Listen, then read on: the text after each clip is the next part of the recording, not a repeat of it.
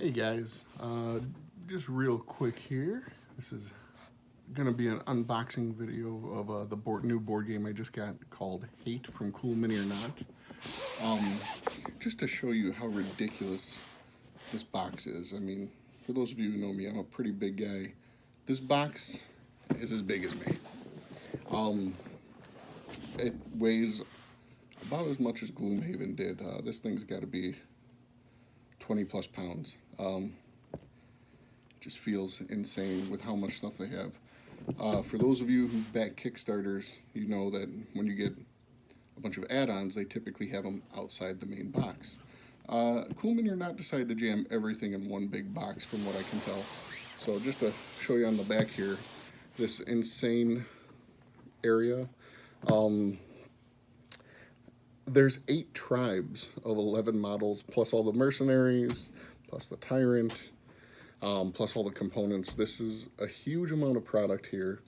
And for those of you who don't know much about the game, this is actually not supposed to be ever going to retail. They were going to do it as Kickstarter exclusive due to the R-rated nature of the game. I was lucky enough to get my hands on a couple copies and, you know, have one that's not spoken for, but I'm working on that right now. But I figured for those of you who didn't get it, weren't crazy Adrian Smith fans like I am, but they saw the game late, I'll do a quick unboxing for you. So here we'll go. This box, like I said, is just massive. So just so you guys can see everything, I mean, it's actually packed extremely well. Everything's compartmentalized. You know, as far as a Cool Mini or Not game goes, this is done pretty well. All right, so we'll just start cracking things here.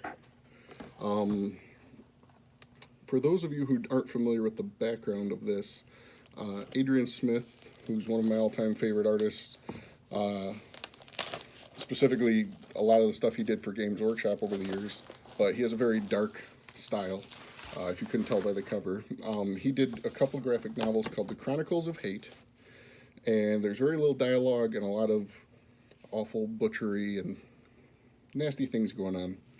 So you have your campaign sheets here, a whole pad of campaign tracking sheets. I know it's hard to see with the glare here. We've got our campaign map as I lift it and started separating pages. Well, I guess I didn't. We have the rule book, which actually isn't a huge rule book, pretty on par with most of the board games I've gotten over the last year. There you can see the hero of our story, the three-legged worm. But this game isn't exactly like the storybook. Instead of having one guy running away from all the tribes, you're playing as the different tribes, trying to capture your opponent's tribesmen, and you can ransom them off. As far as I understood, you can eat them, whatever it takes. Got some cool, nice thick cardstock scenario sheets here. There's a stack, looks like about up to 15 of them. All right, the playing board, which looks huge, looks like it's actually split into 4 separate boards. I'm assuming are interchangeable based on the scenario.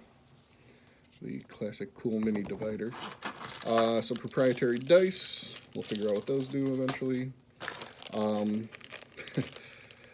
One of the tokens is a group of severed hands, fully detailed with the amputated wrist. We also have a bunch of skulls. This is hard to see with the glare, but skulls on spikes for counters. Pretty big bag of those. Let's see, we've got more red skulls and flame markers. Some small plastic chips with an evil eye on them. Oh, nice. It looks like it came with sets of sleeves, but they're all translucent, but with modifiers on them. And once again, I don't know fully how the game plays yet. I haven't dove into the rule book, but for those of you who played Gloom or Mystic Veil, you're familiar with cards going into sleeves and masking certain parts of the card and covering up other and revealing others. So it's got that mechanic apparently. Colored bases to denote your factions. For those of you who aren't intending on painting your minis, which the main selling point on this game, if you've seen it, is the minis, and I strongly recommend you paint them if you get a chance. For those of you who know me, tack it onto the list of 50 other projects I'm working on. Some plastic. Once again, tribal markers. I'm assuming these are going to modify terrain. They're about the size of the squares on the board. All of our character cards. We have Prince, Tyrant. So, character cards. These look like more character cards and some action cards. This one's Painting with Blood. So, very dark universe for the world of hate.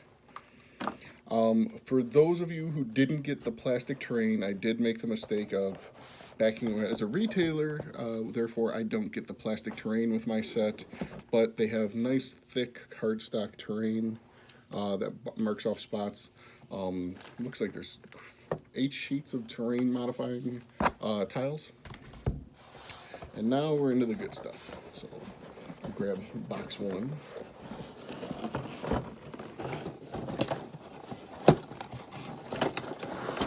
Oh wow. Alright, so let me start off with this. I've received some Kickstarters in the past. You know, I received Mantic's Other Side. I've had quite a few games. Typically, I've seen them where they've been a little rough. Look like they haven't been cared for too much when the way they've been handled. This one actually came in really pristine, which all the cool mini or not ones I've had have been pretty good.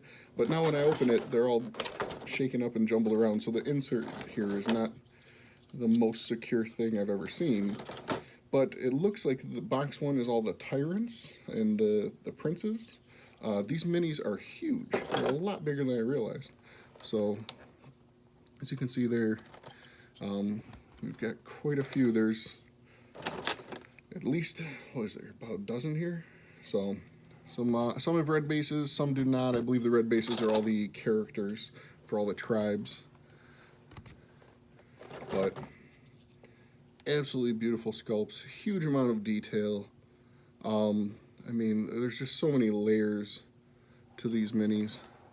And what's funny is, so as big as these guys are, they don't necessarily mean they're just scaled up versions. They actually have scale skulls from what I believe the other troopers look like. We have an Etten looking creature here.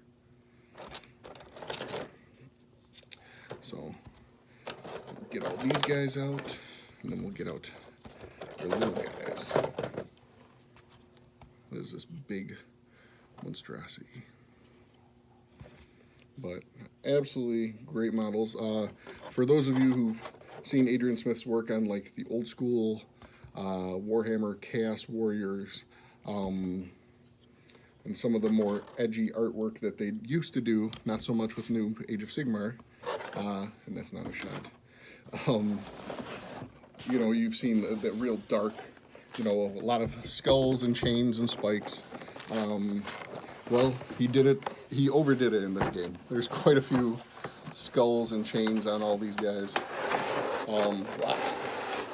So the little box apparently has all the minis. So the big box had all the big guys. The little box has 2 trays, just packed full of minis.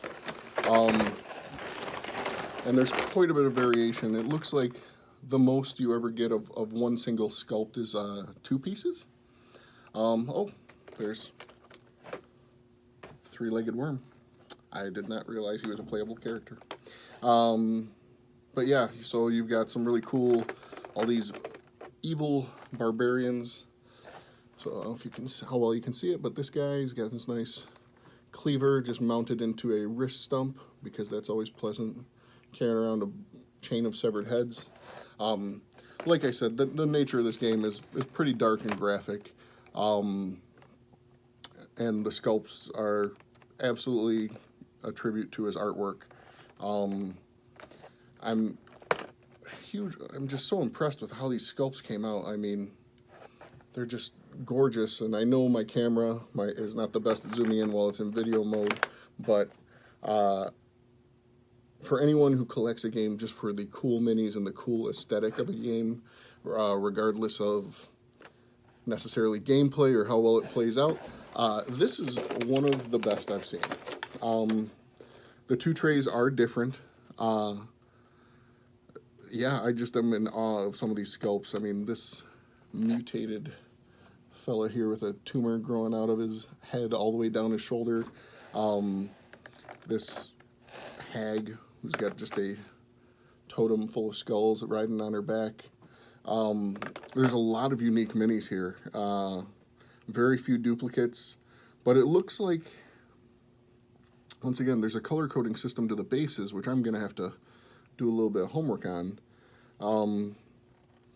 But yeah, if anyone, like I said, if you want a game just to collect some cool minis, I mean, this game, I think MSRP just for the box set that I have, I want to say it was around $150. Unfortunately, due to the scarcity of the game and the way Cool Mini or Not released it, it's going for quite a bit more online. I've seen it anywhere from $250 as much as $500 for people who've got the plastic terrain and all the other add-ons. You know, this is a super rare game unless they relaunch it through Kickstarter. As far as I know, they've shipped out most of the copies that were supposed to go out. It did deliver on time and everything went really well. Personally, I had an amazing experience with Cool Mini or Not over this game. I backed it as a retailer. For those of you who know, I closed my store back in December, which unfortunately broke my contract with Cool Mini or Not, as well as all my vendors. It ended my contracts. Cool Mini reached out to me after they saw the video and said, you know, obviously there's an issue there for me backing a game as a retailer, even though when I did it, I was still a store. But because of that, they gave me an opportunity to still continue with my Kickstarter and still get it, even though I didn't necessarily qualify. So, you know, their customer service has been great. Same thing when I did Song of Ice and Fire.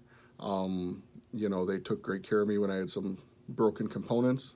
Luckily, looking over these are all look like to be mostly one-piece models, so there's nothing really broken or bent up. But yeah, it is an absolutely gorgeous game. If you don't have it, if you have a chance to get your hands on it, I strongly recommend it. For anyone who's really dying to have it, like I said, I've got one copy I may be sitting on. I'll have to see, but if the price is right, I'm probably willing to part with it. And then I have one personal copy that I intend to paint one day. There's only, like I said, there's about 100 minis here,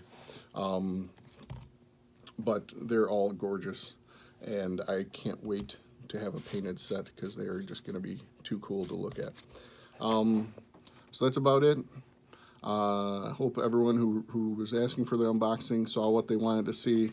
I didn't want to go into too much detail with the cards and necessarily highlighting every model just yet until I either paint them or get some gameplay in so I can at least tell you a little more about the game. But that's about it. So for everyone who does watch this video, I appreciate it. I'll keep doing this here or there as long as people are still willing to follow me on social media for nerdy purposes. So thanks, guys.